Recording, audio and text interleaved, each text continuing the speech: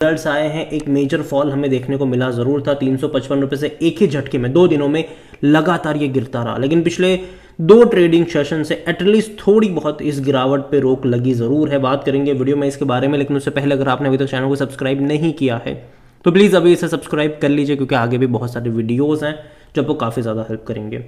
तो देखा जाए तो जियो फाइनेंशियल का शेयर एक महीने में तकरीबन 4.5 से 5% गिर चुका है। एक साल में अगर आप देखोगे तो तेज़ी अच्छी है, हालांकि एक साल पुराना ग्राफ नहीं है। इसकी लिस्टिंग पिछले साल अगस्त में हुई थी। एक लिस्टिंग के टाइम पे गिरावट हमने देखी ज़रूर थी, फिर थोड़ी बहुत तेज़ी देखी, फिर एक मेजर फॉल से गुजरा, लंबे समय तक कंसोलिडेट भी किया, और उसके बाद जब खबरों पे खबर आना शुरू हुई लगातार ये भागता गया था। जब खबर आई थी कि यार निफ्टी नेक्स्ट 50 में हिस्सेदार हो, मतलब उसमें ये शामिल हो सकता है, BSE 100 में शामिल हो सकता है, ब्रोकिंग बिजनेस स्टार्ट करने वाले हैं, और कई सारे बिजनेस को लेकर भी यहाँ पर चर्चा थी, तो ये लगातार भागता गया था यहाँ पर। अभी अगर आप देखो तो लंबे समय से कंसोलिडेट कर रहा है, 130 रुपए के आसपास एक इनिशियल सपोर्ट यहाँ पर ज़रूर देखने को मिल रहा है, और वहाँ पर लगता है कि ये रुक जाएगा। अगर नहीं रुकता है तो नेक्स्ट सपोर्ट जो है वो तकरीबन 310 रुपए के आसपास देखने को मिल रहा है, और मेरे हिसाब से वो एक स्ट्रॉन्ग सपोर्ट होगा यहाँ पर। लॉन्ग टर्म का आउटलुक मैं अगेन कहूँगा मुझे इसका खराब नहीं लगता है, क्योंकि लॉन्ग टर्म में मुझे लगता है कि खबरों का बाजार और ज़्यादा गर्म होने वाला है। बीच बीच में जब खबर आई कि इनके इंश्योरेंस को लाइसेंस मिल चुका है, इनका म्यूचुअल फंड को लाइसेंस मिल चुका है, इनका ब्रोकिंग को लाइसेंस मिल चुका है, इनका बिजनेस स्टार्ट हो रहा है, और जो अभी इनका जियो फाइनेंस का जो ऐप है वो अभी जो बेटा वर्जन में है, जब वो लॉन्च अच्छे से हो, हालांकि लॉन्च हो चुका है लेकिन बेटा वर्जन में हुआ है, लेकिन जब सारे बिजनेस ओपन अप हो जाएंगे तो चीज़ें और बेहतर यहाँ पर देखने को मिलेगी। लेकिन तब तक आपको वेट करना पड़ेगा, तब तक आपको इसको टाइम देना पड़ेगा। और जहां तक बात करी जाए वॉल्यूम्स को लेकर, तो 80 लाख के आसपास के शेयर्स यहां पर ट्रेड होते नजर आए हैं। कंपनी को लेकर अगर हम देखें तो जो इसका ऑल टाइम हाई था वो 395 रुपए का था, लो तकरीबन 202 रुपए के आसपास का था। मार्केट कैप 2,15,000 करोड़ के आसपास देखने को मिल रहा है। इतना ही नहीं, कंपनी को लेकर अगर हम देखें तो यहाँ पर जो बाई कॉल जनरेट था KR चौकसी का, वो तकरीबन 350 रुपए का टारगेट था। अगेन टारगेट के आसपास ही है, कोई इतनी बड़ी मतलब कोई इतनी बड़ी कोई गिरावट यहाँ पर आई नहीं है, और अगेन ये कोई बहुत बड़ा टारगेट भी नहीं है। यहाँ तक अगर हम बात करें तो according to Moneycontrol user 67% लोग कह रहे हैं खरीदारी करो, और 33% लोग कह रहे हैं यहाँ पर बेचो और भाग जाओ। जहाँ तक बात करें डिविडेंड की, तो वो पे नहीं करेगा, क्योंकि मुझे लगता है कि अभी टाइम लगेगा इनको डिविडेंड पे आउट करने में, क्योंकि अभी देखो कंपनी जो है वो एक्सपांशन के मोड में है। अभी कंपनी जो है वो लगातार पैसा स्पेंड कर रही है अपने नए नए बिजनेस वेंचर्स के लिए।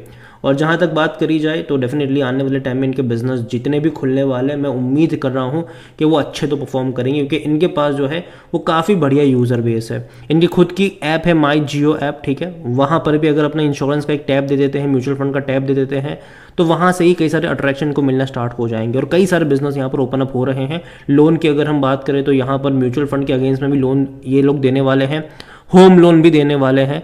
तो आने वाले टाइम में बड़े पैमाने पर कंपनी जो है वो फाइनेंस सेक्टर में घुस रही है, और इसीलिए स्पेसिफिकली उन्होंने जियो फाइनेंस को लेकर अगर आप देखो तो भैया ऐप भी लॉन्च करी है, ठीक है। तो फाइनेंस सेक्टर डेफिनेटली इनका जो नेक्स्ट बड़ा गेम होने वाला है। ऑयल देखो लंबे समय तक रिलायंस का चलने वाला है नहीं, ठीक है, उनको भी पता है। तो इन्होंने अपने बिजनेस को डाइवर्सिफाई किस तरीके से किया है, टेलीकॉम में घुस गए, रिटेल में घुस गए, ठीक है। अब यहाँ पर फाइनेंस में घुस रहे, क्योंकि देखो इंडिया में अभी भी अगर हम देखें तो फाइनेंस को लेकर जो अवेयरनेस है वो अभी भी बहुत कम है लोगों में। और अगर रिलायंस जैसा बड़ा प्लेयर अगर इसमें एंट्री करता है तो धीरे धीरे वो गाँव तक भी पहुँच सकते हैं। तो ये बहुत बड़ा गेम यहाँ पर हो सकता है लॉन्ग टर्म के लिहाज से। और देखा जाए तो इनका जो वैल्यूएशन अगर आप देखो तो देखो महंगा है, 135 का पी रेशियो है, लेकिन हमें समझना होगा कि ये प्राइस टू अर्निंग रेशियो जो है वो अगर आने वाले टाइम में इनके रेवेन्यू प्रॉफिट्स बढ़ेंगे तो प्राइस टू अर्निंग रेशियो भी इनका बढ़ जाएगा। तो वो चीज़ यहाँ पर है, और कहीं ना कहीं ये एडजस्ट हो जाएगा, प्राइस टू अर्निंग जो रेशियो है वो भी इनका एडजस्ट है वो हो ही जाएगा। और जहाँ तक इसका सेक्टर भी देखें तो 18 का है, कोई भी एनालिस्ट खरीदारी करने की बात यहाँ पर नहीं कर रहा है। और जहाँ तक इनके फिनेंशियल्स पे अगर हम नज़र करें कंपनी के, तो देखिए कोई उतने बड़े खास नहीं, इवन ग्रोथ नहीं, और यही वजह है कि यहाँ पर हमें गिरावट देखने को मिली थी रिजल्ट्स के बाद, क्योंकि ग्रोथ नहीं है इनके प्रॉफिट्स में, इनके रेवेन्यू में। जहाँ पिछले साल इनका प्रॉफिट इनका जो रेवेन्यू था वो 480 करोड़ का था, वो इस बार 480 करोड़ से भी कम रह गया। इवन इससे पहले के क्वार्टर में 495 करोड़ का था, तो कम रहा इनका रेवेन्यू। तो जाहिर सी बात है मार्केट इसको अप्रिशिएट नहीं करता। इवन प्रॉफिट जो 312 करोड़ का ही हुआ है इस बार, जो कि पिछले साल तकरीबन 332 करोड़ का था, तो प्रॉफिट भी कम हुआ है। और मार्केट ये चीज़ अप्रिशिएट नहीं करता कि भैया पिछले साल के मुकाबले इस साल आपका प्रॉफिट कम हो जाए, आपका रेवेन्यू कम हो जाए, और यही वजह है गिरावट की। और ये चीज़ रिलायंस भी जानता है, और यही वजह है कि रिलायंस जो है वो लगातार बड़े पैमाने पर बड़ी अनाउंसमेंट करता जा रहा है और वहाँ से रेवेन्यू स्ट्रीम जनरेट कर रहा है। जो अभी छोटे टिकट के लोन ये लोग बांट रहे हैं, आने वाले टाइम में वो होम लोन बांटना शुरू करेंगे, आने वाले टाइम में वो म्यूचुअल फंड के अगेंस्ट में भी लोन देना शुरू करेंगे, आने वाले टाइम में वो इंश्योरेंस के सेक्टर में घुस रहे हैं, आने वाले टाइम में वो म्यूचुअल फंड में जा रहे हैं और ब्रोकिंग के बिजनेस में भी एंट्री कर रहे हैं। और वहाँ पर भैया बहुत बड़ी जो मलाई है वो वहीं पर है, ठीक है। ब्रोकिंग का बिजनेस कह लो, इंश्योरेंस का कह लो, म्यूचुअल फंड का कह लो, और कहीं ना कहीं मैं मान के चल रहा हूँ कि एक बड़े डिस्ट्रप्शन की तरफ ये जा रहे हैं और कई सारे सेक्टर को ये मतलब कई सारे कंपनियों को ये अफेक्ट करेंगे जब इनको लाइसेंस वगैरह मिलेंगे, जब ये फुल फ्लेज में काम करना शुरू कर देंगे। और जहाँ तक शेयर होल्डिंग के बारे में देखें तो जो प्रमोटर की होल्डिंग है 47.12% की है, 4.04 म्यूचुअल फंड के पास है। और जैसे कि हमने देखा कि लेटेस्ट शेयर होल्डिंग पैटर्न आ चुका है और सबने बिकवाली करी है। प्रमोटर जहाँ थे वहीं है, लेकिन म्यूचुअल फंड 4.74% से अगेन घट के 4.04% पर आए हैं। डोमेस्टिक अगर आप देखो तो 7.86% से थोड़ा बहुत घट के 7.84% पर आए हैं।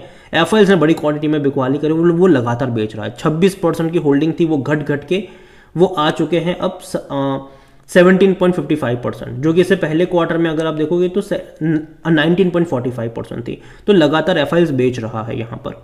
और उसका एक रीज़न ये भी है कि अलग अलग इंडेक्स से जो इसको हटाया गया है, कहीं ना कहीं वहाँ से एक आउटफ्लो स्टार्ट हुआ। लेकिन अगर आने वाले टाइम में चर्चाएँ होती थी, ठीक है, कि निफ्टी नेक्स्ट 50 का पार्ट बन सकता है, BSE 100 का पार्ट बन सकता है, मॉर्गन स्टैनली इंडेक्स का अगर पार्ट बनता है तो सीधा सीधा वहाँ से एफआईएल्स का फ्लो भी इंक्रीज हो जाएगा।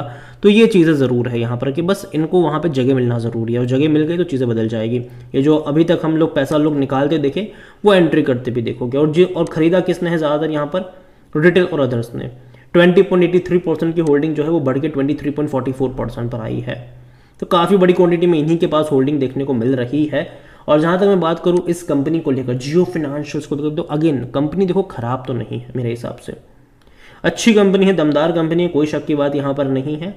और जहाँ तक बात करें अभी के लिए तो देखो अभी इनके जब नंबर्स आए तो डेफिनेटली मार्केट उस तरीके से रिएक्ट करेगा। और जब रिजल्ट्स आए थे तभी मैंने कहा था कि ये गिरेगा कुछ टाइम के लिए, लेकिन अब मुझे लगता है कि 330 रुपये के आसपास, और तभी मैंने कहा था कि एक इनिशियल सपोर्ट जरूर है 330 रुपये के आसपास, और सेकंड सपोर्ट 310 रुपये के आसपास देखने को मिल रहा है।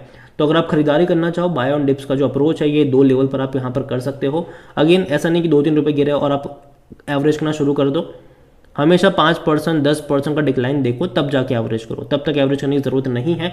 और लॉन्ग टर्म का आउटलुक हो तो ही एंट्री करें, क्योंकि मेरे हिसाब से तेजी तब आएगी जब खबरें यहाँ पर स्टार्ट हो जाएगी दोबारा से कि भैया लाइसेंस मिल चुका है, स्टार्ट हो रहा है बिजनेस, लॉन्च हो चुका है, ऐड कैंपेन शुरू हो जाएंगे, तो ये सारी खबरें वहाँ पर पॉजिटिव तरीके से काम करना शुरू कर देगी, ठीक है। लेकिन हाँ, टाइम देना पड़ेगा जब तक खबरें अनाउंस नहीं हो जाती और जब तक चीज़ें यहाँ पर हमें सही तरीके से देखने को नहीं मिल जाती।